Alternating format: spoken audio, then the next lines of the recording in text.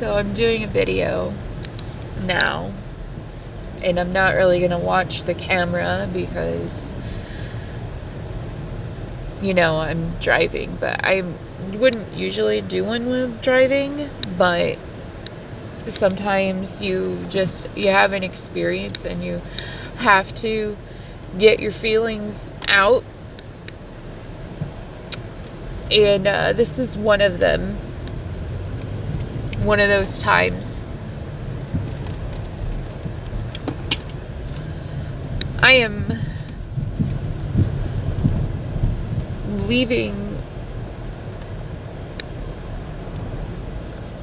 my doctor's office after sitting there for an hour and a half.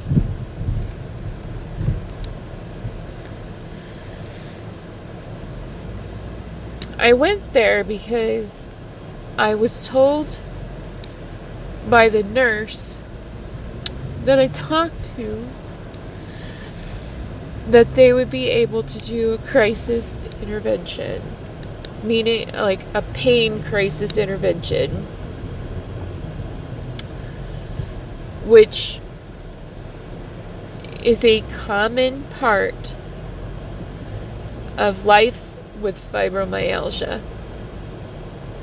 It is not something that no one knows about, something that most patients have to have some semblance of, whether their doctor gives them a medication to keep at home for the days where it's really bad, or you have a plan where you go to the hospital, or whatever it is. Like, there are days or times or situations where your fibromyalgia gets beyond your ability to control it. And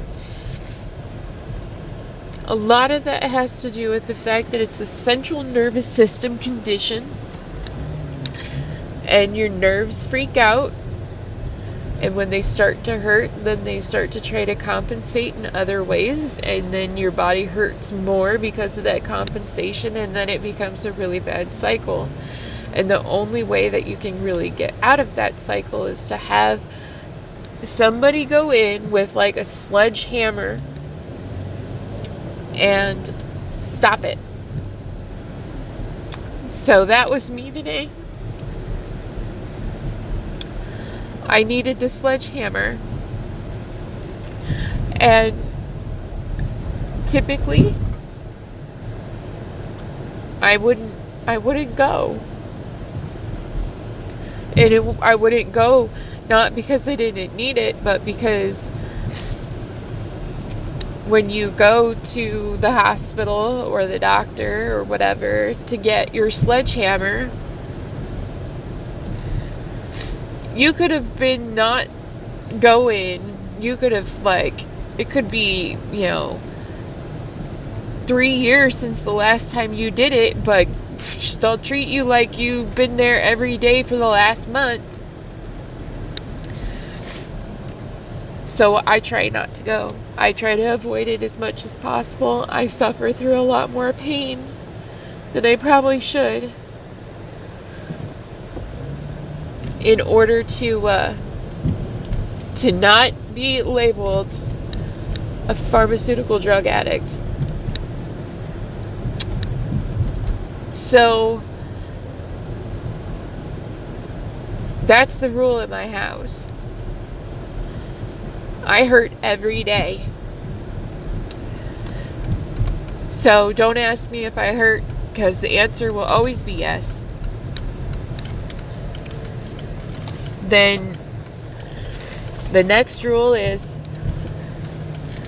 if today I'm talking about it, it means I hurt more than usual, and you should be nice to me. Because, if you're not familiar with that fibromyalgia pain, it's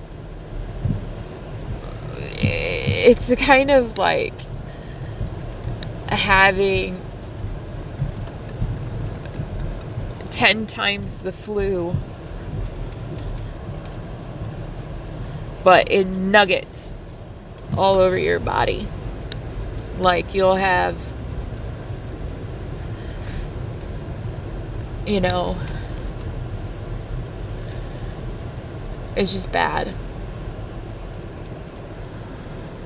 And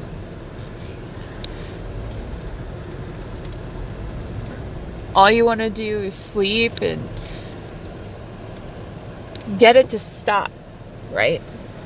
So anyway, I had that nugget pain. I still had that nugget pain. I wrote my doctor a letter in the email system, and I said, how should I handle this? What would you like me to do? Because I know what my other primary care physician would do. My other primary care physician would say, come see me or my partner, and we'll get you the medication that you need to stop the pain cycle, and we'll do a follow-up and talk about changing your maintenance meds. But we can get this taken care of today. And why? Because they knew I wasn't a drug addict. They knew that I wasn't like the person who was sitting there asking for Vicodin every day.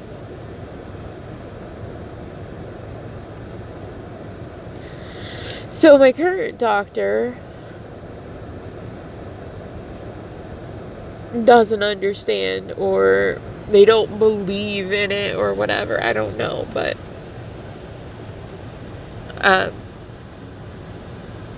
he starts talking about the pain clinic, and I have already been through the pain clinic and been dismissed from the pain clinic because they said that they couldn't help me.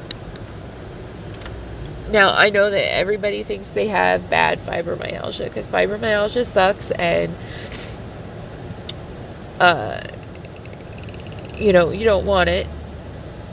But I've had my case rated. I've been in numerous case studies at this point. And medically speaking, my symptomology and my experience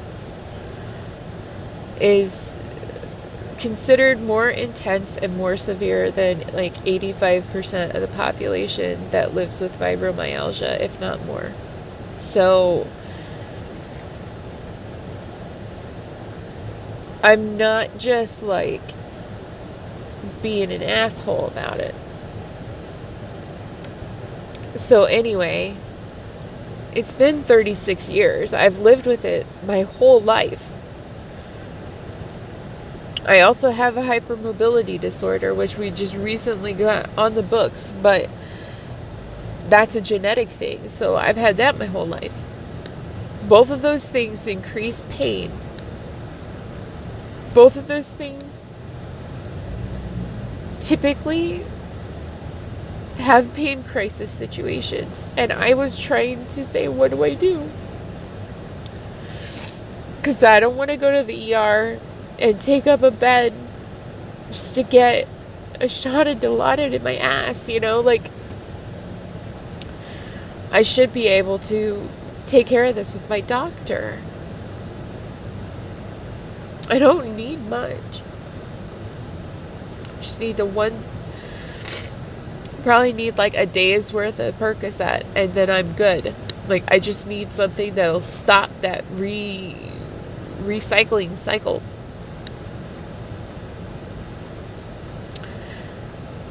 And he started talking about if I was in crisis, to go talk to my friends. Just find a spiritual leader.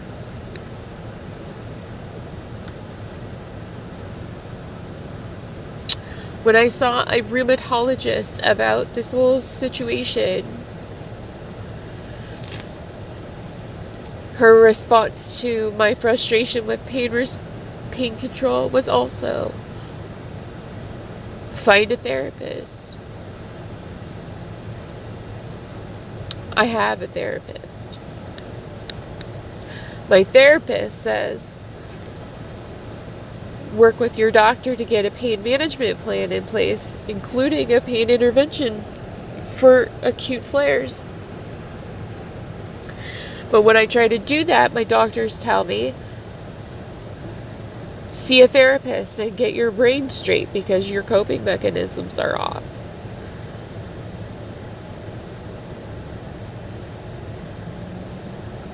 So I started getting that line today, and I was flabbergasted. I don't know what to do.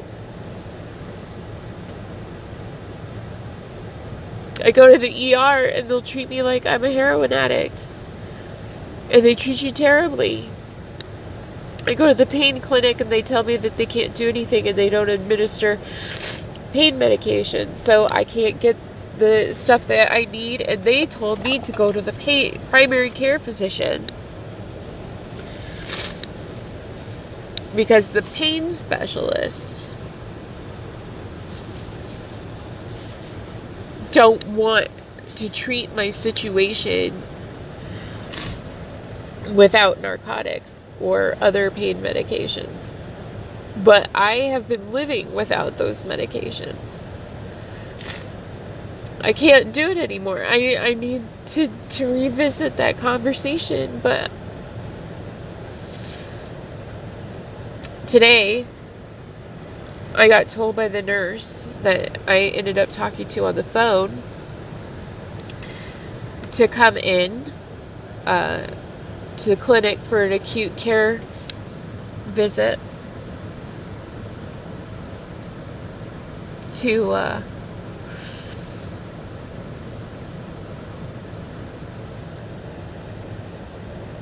what I thought was have a short-term pain intervention thing happen, because I told her I was going to end up in the ER otherwise. So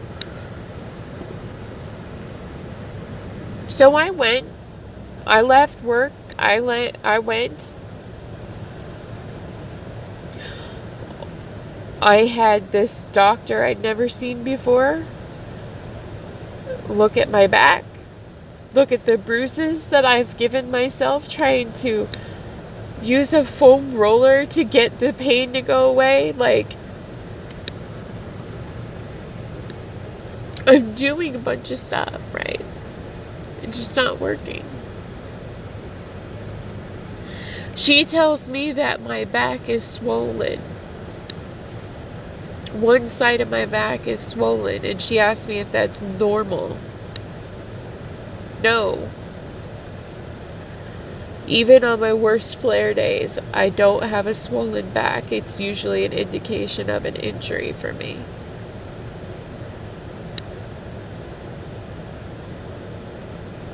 She didn't send me for imaging. She did no further investigation.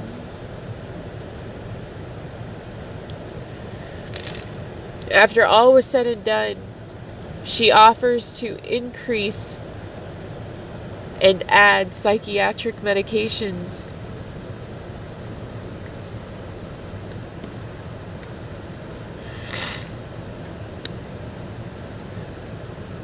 Like that's going to help me tonight when I can't sleep.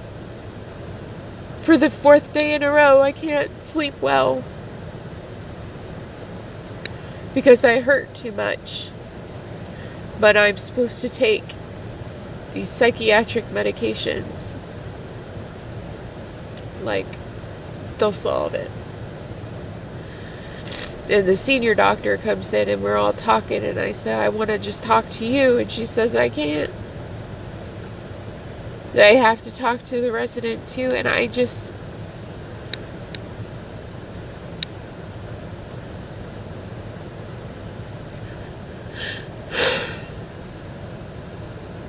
I don't understand.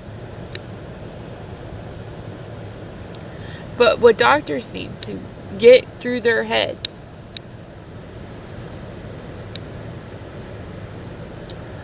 fibromyalgia sucks.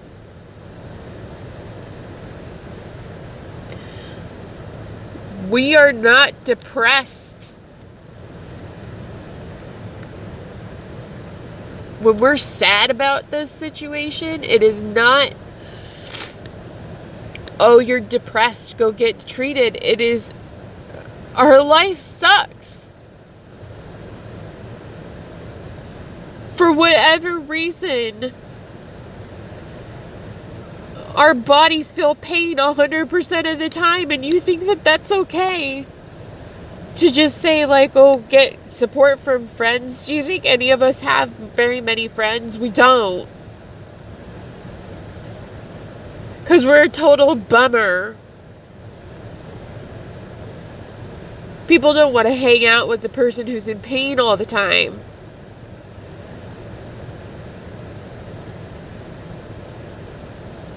So, I was supposed to turn to my friends or my spiritual leaders to try and get catharsis.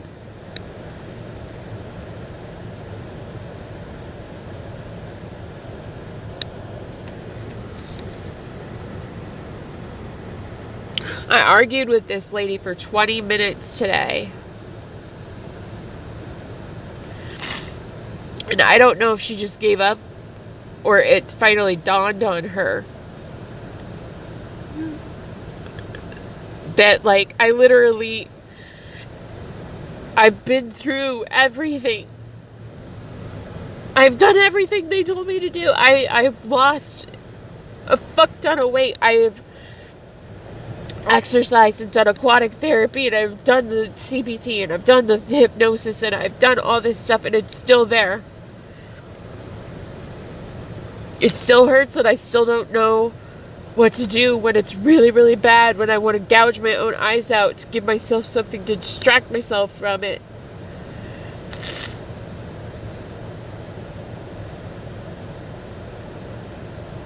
That's not depression, that's desperation. And no amount of talk therapy is going to change desperation.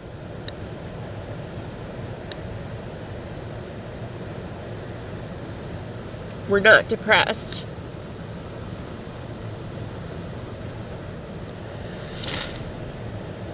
I mean, maybe we are, but we're depressed in a different way, and it doesn't work.